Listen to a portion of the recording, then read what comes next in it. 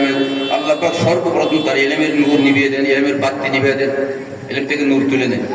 যদি ওদের লাইট যদি সব নিভে দেয়, আমরা এদিক ওদিক ক্ষতি করবো, এদিক দেবো টেবিলি বাড়ি খাবো, ওদিক দেবো ঘরে হিসেবে বেড়ায় বাড়ি খাবো, তাই না?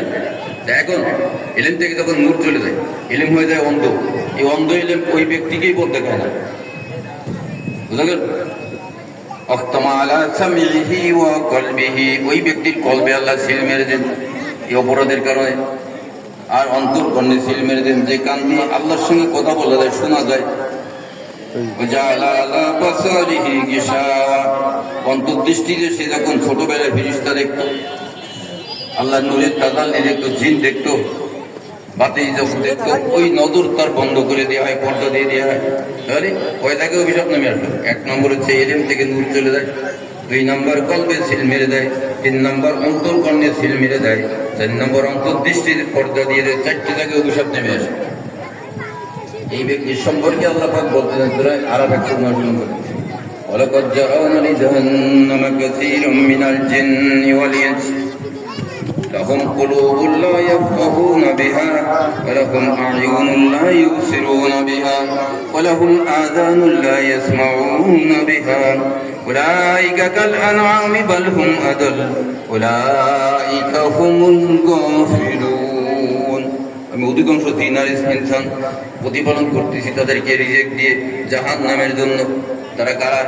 তাদের কল্প দিয়েছি কিন্তু কল্পের সিল মারা, সত্য উপলব্ধি ক্ষমতা হারিয়ে ফেলেছে। অন্তর্দৃষ্টি দিয়েছি, তা দিয়ে তারা দেখতে পায় না। অন্তর্কর্ণ দিয়েছি, তা দিয়ে তারা শুনতে পায় না। পুরা হচ্ছে জানোয়ার, বরং তার চেয়ে নিকৃষ্ট। মানুষ হয়ে যখন এই অবস্থায় চলে গেছে, সে জানোয়ারের চেয়ে নিকৃষ্ট। আমি এদের দিয়ে জাহান্নাম পূর্ণ করবো, সে জিন হোক আর ইনসান হোক, এর সত্য থেকে বহু দূরে চলে গেছে। তাহলে আল্লাহ পাক এই ব্যক্তিকে কি বললেন? জাহান্নামী বললেন, নাকি? যখন মানুষ সত্য পথভ্রষ্ট হয়ে এই পর্যায়ে চলে যায়, এই জায়গা থেকে তাকে মুক্ত করে আল্লাহমুখী করা, আল্লাহর সঙ্গে মিলাই দেওয়া, সত্যের পথের দিশারি, সত্যের পথ দেখানো। এই জন্য আল্লাহ পাক যুগে যুগে নবী রাসূল পাঠাইছে। আমাদের নবীজিকে আল্লাহ পাক এই উম্মতে মুহাম্মাদীকে সত্যের পথ দেখানোর জন্য পাঠাইছেন। যদি আল্লাহ নবী আল্লাহ না পাঠাতেন, তাহলে আমরা কি সত্যের পথ পাইতাম? আমরা আজীবন কিন্তু জাহান্নামের দিকে যাইতাম। এত বড় উপকার যে নবীর মাধ্যমে আমরা পাইছি। উনি দুনিয়াতে আগমন নিয়ে আমরা কি খুশি হবো না বেদর হবো? খুশি হবো। এটিকে বলে মিলাদ। আল্লাহ নবী ওফাত বরণ করেছেন, ওফাত বরণ করেছেন। এখন মানুষ মরলে তো আমরা কান্নাকাটি করি, শোক পালন করি। তা আল্লাহ নবী ওফাত বরণ করেছেন, আমরা কান্নাকাটি করবো, শোক পালন করবো। তা না করে আমরা ঈদ উদযাপন করি কেন? আল্লাহ নবী আজীবন দিনের খেদমত করে গেছেন, দিনের খেদমত করে গেছেন তো, নাকি? ولا تقولوا لمن يقتل في سبيل الله أموات بل أحياء ولكن لا تشعرون। যারা আল্লাহর রাস্তায় জীবন দিয়ে গেল, দিনের খেদমতে থেকে জীবন দিয়ে গেল, তাদেরকে তোমরা মৃত বলো না? তারা আল্লাহর পক্ষ থেকে রিজেক্ট প্রাপ্ত। এখন কি করবে? আল্লাহ বলছেন যে মৃত না। আর আমরা যদি মনে করি মরা, তাহলে আল্লাহর সঙ্গে কি হলো? আল্লাহর কথার উপরে আমাদের মাত বাড়িয়ে গেল না? তো আল্লাহ পাক বলতেছেন যারা দিনের রাস্তায় জীবন দিয়ে গেল। একটা লোক যুদ্ধের ময়দান শহীদ হয়, সেও জীবন দেয় দিনের জন্য। আর একটা লোক আজীবন দিনের খেদমত করতে করতে মারা গেছে, সে দিনের রাস্তায় শহীদ হয়ে গেছে। আল্লাহ পাক দিয়ে শহীদ বলে গণ্য করে নেন। তো এই ব্যক্তির রিজিক আল্লাহ পাক কবরে, আল্লাহ পাক তার রিজিক পৌঁছান। দৌড়দৌড়ি করার জন্য না, উনি কবরে জীবিত থাকতেন, আমাদের মতো স্বাভাবিক জীবিতই থাকতেন। এই যে জীবিত রাখেন আল্লাহ, জীবিত মানুষকে আমরা যদি মরা মানুষ বলি, তো সেটা কি হলো? আল্লাহ তো বলেছেন আমরা তার, সেটা আমরা খেয়াল না করে আমরা আল্লাহ থেকে বেশি বললাম। এই জন্য আল্লাহর হাবিব ওফাত বরণ করেছেন, এটা আল্লাহর হুকুম। দুনিয়াতে আসছেন, এটা আল্লাহর হুকুম। উভয় আমাদের জন্য মঙ্গল। তবে একটা কথা, এই আল্লাহর হাবিব যে রওজা পাকে শুয়ে আছেন, উম্মতে মুহাম্মাদী এই তরিকার সাধনার মাধ্যমে ওই আল্লাহর হাবিবের সঙ্গে এখনো যোগাযোগ করতে, সরাসরি এইভাবে কথা বলতে পারে, রওজা পাকে গিয়ে কদমবুজি করতে পারে, তারপরে সাহাবীদের সঙ্গে দেখা করতে পারে। এটা উম্মতে মুহাম্মাদীর জন্য বড় নিয়ামত। তা আমরা কবর পড়া লাইন না জানার কারণে আমরা এর থেকে বঞ্চিত। যদি আপনারা কেউ চেষ্টা করেন, অবশ্যই আমাদের দেশের 4টা তরিকা আছে, কাদিয়া, চিশতিয়া, নকশবন্দি, মুজাদ্দিদি, সব তরিকায় নিয়ামত আছে। তবে যেটা সহজ আমরা সেটাই করবো। সবচেয়ে সহজ তরিকা তো মুজাদ্দিদের তরিকা। তওবা করার সঙ্গে সঙ্গে গুনাহ মাফ হয়, কল চিন্তা হয়, নূর পাওয়া যায়। কিছুদিন আমল করলে এই লাইনগুলো চলে আসে। কারণ আপনার জাত যেটা ভালো লাগে, কোনো তরিকাই ছোট না, সব তরিকায় সময় উপযোগী ছিল। যখন কাদিয়ার তরিকা আসছে সময় ওই তরিকাটাই দরকার ছিল, সৃষ্টি আসছে তখন ওইটাই দরকার ছিল, নকশবন্দিয়া তরিকা আল্লাহ পাক ঠিক ওই যখন দরকার তখন ঘটেছে, মুজাদ্দিদের তরিকা আল্লাহ পাক যখন দরকার তখন ঘটেছে। তা এখন দুনিয়া আপডেট হয়েছে, তরিকা যদি আপডেট না হয় তাহলে মানুষ তো কাজ করতে পারবে না। এখন কি পাহাড়ে জঙ্গলে দেয় সেইভাবে সাধনা করার দিন আছে? ধরে নিয়ে কিডনি খুলে বেঁচে দেবে, হার্টের পাপ খুলে বেঁচে দেবে। এই জন্যই আমরা ওই একা একা ওইভাবে তো আর করতে পারবো না। এখন এই সমাজে থেকেই আমাদের সব গিরে নির্জন বাস হিসেবে আমাদের এভাবে কাজ করতে হবে। বুঝতে পারছেন? জানাতে পারি পরে তো অনেক আলোচনা হলো, বেশি আলোচনা করে মনে থাকবে না। এই জন্যে যা শুনেছি আমরা বোঝার চেষ্টা করব, মনে রাখার চেষ্টা করব, এরপরে আমল করার চেষ্টা করব। আমল আল্লাহ পাকের দরবারে কবুল হয় সে চেষ্টা আমরা করবো। ওদের আর কই হুজুরি দেখো না, কিন্তু চলে যাবে তো। আচ্ছা ঠিক আছে, আদান তো দিচ্ছে, সময় আছে তোমার এখানে 10 মিনিট আছে।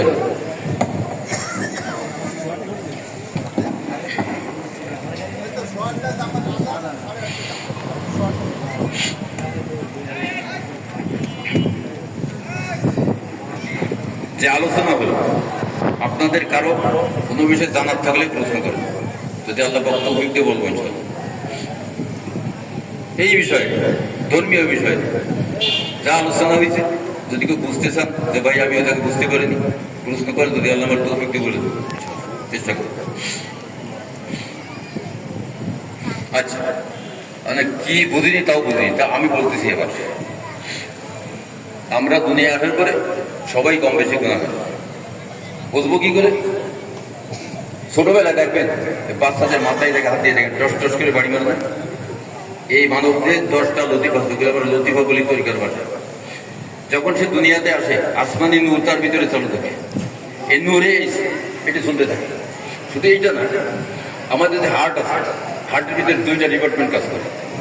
একটা হচ্ছে রক্ত পান করে বডিকে তাজা রাখে, আর একটা ডিপার্টমেন্ট হচ্ছে নূরের মাধ্যমে আসমানের সংকেত রক্ত করে। তো যখন কোনো ব্যক্তি গুনাহ করে, আল্লাহ পাক কি করেন? আমান আরাদা আন যিকরি ফাইন্না লাহু মাঈশাতান দানকা। যে ব্যক্তি আল্লাহর হুকুমের তোয়াক্কা করে না, আল্লাহ পাকের জিকির মানে স্মরণ, আল্লাহ পাকের হুকুমের তোয়াক্কা করে না, আল্লাহ পাক কি বলেছেন খেয়াল না করে নিজের খেয়াল করে নিতে হবে। আল্লাহ পাক বলতেছেন আমি তার রিজিককে সংকুচিত করে দিই, বন্ধ করে দিল তো হাট বন্ধ হয়ে যাবে। তা করেন না, সংকুচিত করে দেন, মানে আসমান যে নূর এটা আসমানে তুলে নেন। জমিনের খাবার চালু থাকে, তার জন্য রক্ত পান করে হাট আমাদের দেহকে তাজা রাখে, কিন্তু আসমানি ডিপার্টমেন্ট বন্ধ হয়ে যায়। তখন আল্লাহ কি করেন? ওই কলবের গেটকে সিল করে দেন, দেখে বলে খতম আল্লাহু আলা কুলুবিহিম। এই সিল করে দেওয়ার কারণে আসমানের সঙ্গে যোগাযোগ বিচ্ছিন্ন হয়ে যায়। তখন কিন্তু তার আর কোনো আমল আসমানে যায় না। এই ব্যক্তি যদি খালি দিলে তওবা করে নবী অথবা নায়েবে নবীর মাধ্যমে, তো আল্লাহ পাক তার গুনাহ মাফ করে, গুনাহ মাফ করে দিয়ে আবার এই নূর কানেকশন দিয়ে দেয়। চলে জুমার 22 নম্বর আয়াত, আফামান শারাহাল্লাহু সাদরাহু লিল ইসলাম ফাহুয়া আলা নূরিম মির রাব্বি। আমি আল্লাহ ইসলামের জন্য যার কলকে খুলে দিয়েছি। এই যে কথা একটু আগে বলেছি, রিপিট করতেছি কেন? গুরুত্বপূর্ণ কথা, আপনারা বুঝলে আর প্রশ্ন করতে কিন্তু বোঝেননি। তা যে ব্যক্তি বন্ধ, কলবে জিকির চালু নাই, ওই ব্যক্তি কিন্তু ইসলামেই নাই। তুমি আসো, এই জন্য আল্লাহ বলতেছেন আমি ইসলামের জন্য যার কলকে খুলে দেই তাকে আমি নূর দান করি। বোঝা গেল কথা? যার ভিতরে নূর নাই তার ডিপার্টমেন্ট বন্ধ, আল্লাহর সঙ্গে তার সম্পর্ক নাই, ইম্পোর্ট এক্সপোর্ট বন্ধ। আপনি যতই আমল করেন আসমানে যাবে না, বিনিময় নেকি আসবে। যখন গুনাহ মাফ হবে তখন আল্লাহ পাক আবার নূর দান করবেন, তখন ওই ডিপার্টমেন্টে যত মেশিন পত্র সব চালু হয়ে যাবে, আবার কিন্তু ওই লেনদেন শুরু হবে। আমল করবো, আসমানে যাবে, ওই নেটের মাধ্যমে বিনিময় নিয়ে এসে এখানে জমা হবে। তওবা 124 নম্বরে, ফাম্মাল্লাযীনা আমানু ফাযাদাতহুম ঈমান ওয়া হুম ইস্তাবশিরুন। যে ব্যক্তির কলব আল্লাহ খুলে দিয়েছেন, তাকে নূর দান করেছেন আমানত স্বরূপ। এই আমানত গ্রহণকারীকে বলা হয় মুমিন। যে ব্যক্তি এই অবস্থা প্রাপ্ত হয়েছে সে যদি আমল করে আমি আল্লাহর সঙ্গে আমি তার নেকি দান করি, সঙ্গে সঙ্গে বুঝতে পারি এবং খুশি হয়। তো যখন কোনো ব্যক্তির কল খুলে যায়, চালু হয়ে যায়, তখন ওইখানে যত নূর আসবে পাওয়ার বাড়তে থাকে, এটা বোঝা যায়। যাদের নূরের দর্শন আছে তাদের নূরের পরিমাণ বাড়তে থাকে, বাড়তে বাড়তে এমন অবস্থা হয়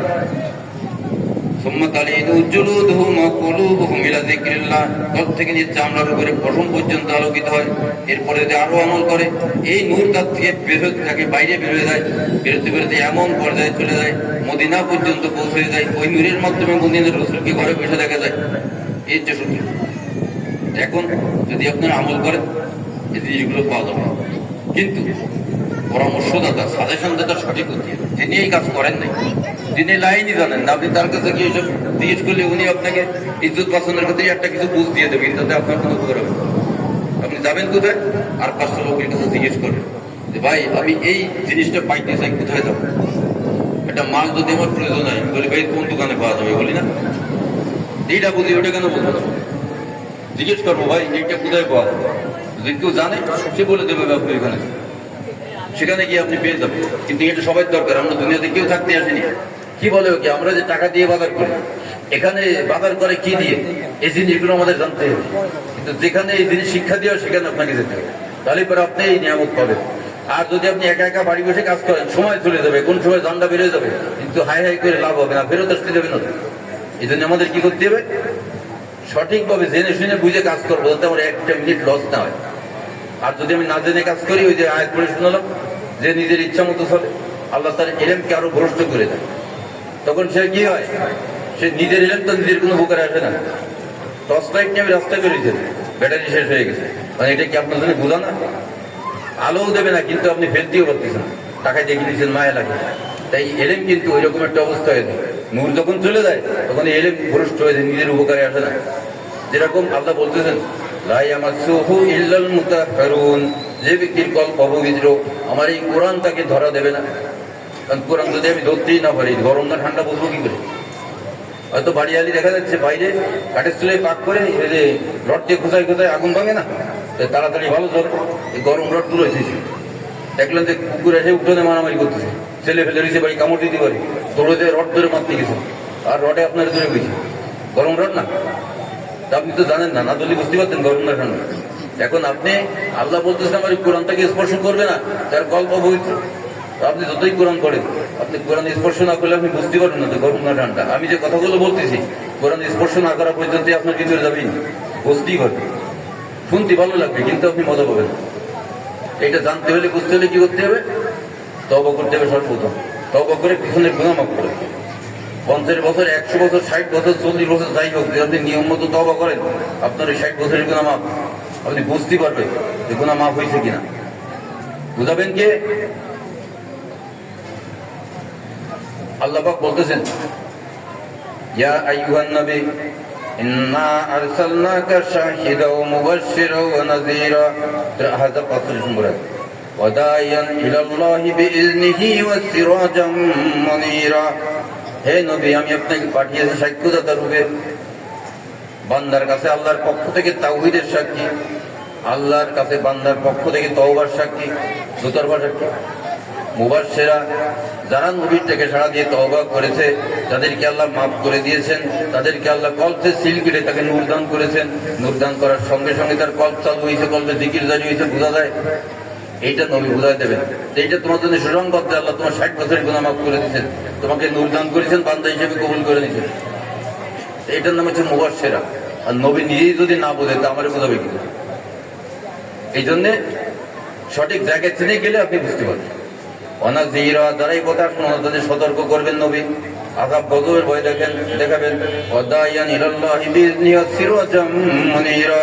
এই কাজ করতে গেলে সিরাজাম মুনীরা হওয়া লাগে, নিজের কল্প থেকে আরেকজনের কল্পে আলো পৌঁছানোর ক্ষমতা রাখতে হয়, টর্চলাইটের মধ্যে ফোকাসিং করার ক্ষমতা, এই ফোকাসিং করার ক্ষমতা। তারপরে হচ্ছে ওয়াদাইয়ান ইলাল্লাহি বিইজনিহি, আল্লাহর পক্ষ থেকে অনুমোদন প্রাপ্ত হতে হবে। তো আমি যে আগে যে কথাগুলো বলেছি, যারা সাধক তাদের ভিতরে গুণগুলো চলে আসে, তাই বলে সে কিন্তু নায়েবে নবীর কাজ করতে পারবে না, অনুমোদন লাগবে, তাকে বলে আসমানি খেলাফত। আল্লাহ পাক যদি আমাকে অনুমোদন না দেন, আসমান থেকে সাপ্লাই আসবে না, এবং রেশন ডিলারের মতো সরকার থেকে সাপ্লাই আসে না, যদি সাপ্লাই বন্ধ করে দেয় রেন্টালের মাল দিতে পারবে? এইরকম আসমানের থেকে যখন কোনো ব্যক্তি অনুমোদন পায়, তা আসমান থেকে নূরের সাপ্লাই তার কাছে আসে, সেখান থেকে এটা বন্টন করে। এই হচ্ছে নবীর কাজ, আর নায়েবে নবীর একই কাজ। এই যে নিয়ামত আল্লাহ পাক আখের নবীর মাধ্যমে আমাদের কাছে পৌঁছেছে। নবী না আসলে আমরা পাইতাম? জানতামই তো। সেই আল্লাহর নবীকে আল্লাহ পাক প্রথম সৃষ্টি করেছেন, পাঠাইছেন দুনিয়াতে সবাই শেষ, সমস্ত নবীদের শেষ। আর উম্মতে মোহাম্মদী আসছে সবার শেষ। এই উম্মতে মোহাম্মদী দিয়ে আল্লাহ পাক নবুয়তের দায়িত্ব পালন করাচ্ছে, নায়েবে নবীর দায়িত্ব পালন করাচ্ছে। যেখানে বলা হয়েছে যে আল্লাহর হাবিব বলতেছেন, আল উলামা উম্মতি কাম্বিয়া বানি ইসরাইল, আমার উম্মতের ভিতরে যারা হক্কানি আলেম হবে, নায়েবে নবী হবে, তাদের মর্যাদা আল্লাহর কাছে বানি ইসরাইল নবীদের মতো। বানি ইসরাইল নবীর পরে নবী আসতেন, আমাদের নবীর পরে নবী আসবেন না। নায়েবে নবী উম্মতে মোহাম্মদের ভিতর থেকে নায়েব নবী যারা সিলেক্ট হবেন, তারা কিন্তু এই দিনকে চালায় নিয়ে যাবেন সামনের দিকে। তাদেরকে আল্লাহ পাক গাইড দেবেন আসমান থেকে এলহামের মাধ্যমে। ওই তো আর আসবে না, এলহামের দরজা খোলা থাকবে, এলহামের মাধ্যমে তাদেরকে গাইড দেবে। অজানা জ্ঞান যেগুলো তারা বোঝেন, আল্লাহ পাক জ্ঞান সাপ্লাই দেবে। এইভাবে চলতে থাকবে। এই কারণে উম্মতে মোহাম্মদ এটা করে যেতে পারছে। তা না হলে আগের জামানায় এই সিস্টেম ছিল না যে উম্মত দিন চালায় নিয়ে যায়, এই সিস্টেম ছিল না। নবী পরে নবী আসছে। এখন উম্মতে মোহাম্মদীকে আল্লাহ পাক এই নিয়ামত দিয়ে রাখিছেন, আর উম্মতে মোহাম্মদীকে আল্লাহ পাক সমস্ত মানুষের ভিতর থেকে বাছাই করে রেখেছে। কুনতুম খায়রা উম্মাতিন উখরিজাত লিন-নাস, এই উম্মত হচ্ছে উত্তম উম্মত, সবচেয়ে উৎকৃষ্ট উম্মত, যারা বেরোবে দিনের খেদমতে। তা'মুরুনা বিল মারুফ ওয়া তানহাউনা আনিল মুনকার, তাবলীগ জামাতের ভিতরে এই কথাটা কিন্তু বেশ প্রচলিত। তোমরা বেশ এটা আলোচনা করে যে কথাটা হচ্ছে এরকম, উম্মতে মুহাম্মদের ভিতরে যারা হক্কানি আলেম হবে। হক্কানি আলেম কাকে বলে? এলেম হচ্ছে দুই রকম। সূরা আলাক যখন প্রথম নাযিল হয়, তখন আল্লাহ পাক ওখানে বলতেছেন, আল্লাযী আল্লামা বিল কলম, শিক্ষা দিয়েছেন কলমের সাহায্যে। আল্লামাল ইনসানা মা লাম ইয়ালাম, শিক্ষা দিয়েছেন মানুষকে যা সে জানতো না। এখানে দুইটা এলেমের কথা বলা হয়েছে, একটা অজানা জ্ঞান, একটা কলমের জ্ঞান। আজান হয়ে গেছে এখানে দিব দেখ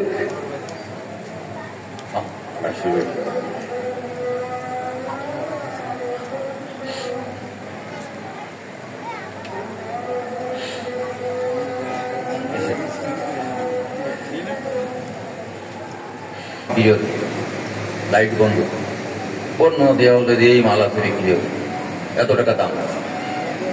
কেউ কেউ দেখতে চাচ্ছে, ঘরের ভিতরে যায় যায় কিছুই দেখা যায় না, অন্ধকার। আন্দাজ করতে পারবে ঘরে কি আছে, কি করতে হবে? লাইট জ্বালাবে, তখন লাইট জ্বালাবে, সব দেখা যাবে। এইরকম বাতেনি জগতে এলেম অর্জন করতে গেলে আমাদের নূর লাগবে। ওই নূরের মাধ্যমে যে জগৎ এই চোখ দেখে না, ওই জগৎ নূরের মাধ্যমে দেখা যায়। অনেক জিনিস বর্ণনায় আছে না, জান্নাত, জাহান্নাম, হাসর, লৌহ মাহফুজ, সিদরাতুল মুনতাহা, কত কিছু রয়েছে। এগুলো আমরা দেখি, কোনো তো আছে, ওই নূরের মাধ্যমে এগুলো দেখে যায়। তো যখন মানুষ এই অজানা জ্ঞান অর্জন করতে যাবে, তখন তাকে নূর অর্জন করতে হবে। নূরের মাধ্যমে সেই অজানা জগতের সমস্ত জ্ঞান অর্জন করতে হবে। বোঝা গেল? তাহলে যারা নূরের জ্ঞান এবং কিতাবের জ্ঞান, দুই জ্ঞান অর্জন করেছে, তারা হচ্ছে হক্কানি আলেম, তারা হবে নায়েবে নবী। আর যারা একটা জ্ঞান অর্জন করেছে, তারা কিন্তু পূর্ণ জ্ঞান আপনাকে দিতে পারবে। এই জন্য তাদেরকে নায়েবে নবী বলে না, আলেম বলে, জ্ঞানী লোক বলে। নায়েবে নবীর কাজ হচ্ছে সে নূর বিতরণ করবে, নূর বন্টন করবে, নবীদের তওবা পড়ায়, মানুষকে আল্লাহর সঙ্গে সম্পর্ক করতে এটা করবে, বাতিনি জগতের জ্ঞান তার কাছে থাকবে, এগুলো সে আলোচনা করবে, মানুষকে বলবে। এদের ভিতরে যারা নূর পেয়ে যাবে, তাদেরকে বাতিনি জগতের জ্ঞান অর্জন করানো সম্ভব, দেখানো সম্ভব। আর যারা নূর পায় নাই, তাদের সঙ্গে আলোচনা করা অনুভবে আসে অনেকটা। এই তো এই দুইটা স্তরের জ্ঞান আমাদের অর্জন করতে হবে। আমাদের সমাজে প্রচলিত আছে একটা, যা দিয়ে কি হয়, ইয়াতলু আলাইকুম আয়াতিনা, কোরআনের আয়াত ব্যাখ্যা বিশ্লেষণ করে তাফসীর করে মানুষকে বোঝানো যায়। কিন্তু জাক্কি করা যায় না। জাক্কি করতে গেলে নূর লাগে, কলবে তো আর পানি পৌঁছয় না, তো সাফ করবেন কি করে? নূরের ফোকাসিং দিলে কলবের গুনার ময়লা সাফ, নূর লাগবে, ওইখান থেকে নূরের প্রয়োজন হয়।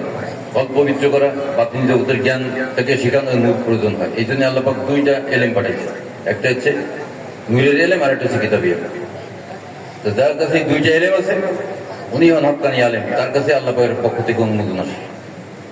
তো আমরা যদি পরকালে মুক্তি চাই, আমরা এরকম একজন হক্কানি আলেম খুঁজে তার কাছে গিয়ে আমরা এই এলেম শিক্ষা করবো, নিজের গুনাহ মাফ করবো, নিজেকে পবিত্র করার জন্য যা যা লাগে তার থেকে শিখে আমরা সেভাবে আমল করবো, যাতে করে আমরা এখান থেকে পবিত্র হয়ে আল্লাহর পছন্দের বান্ধব হয়ে কবরে যেতে পারি। তো আল্লাহ পাক আমরা যারা শুনলাম বোঝার তৌফিক দেন, মনে রাখার তৌফিক দেন, আমল করার তৌফিক দেন, আমল আল্লাহর পছন্দের হয় সেই তৌফিক দেন বলে আমিন। আখির দাওয়ানা আলহামদুলিল্লাহি রাব্বিল আলামিন। আসসালামু আলাইকুম ওয়া রাহমাতুল্লাহি ওয়া বারাকাতুহু।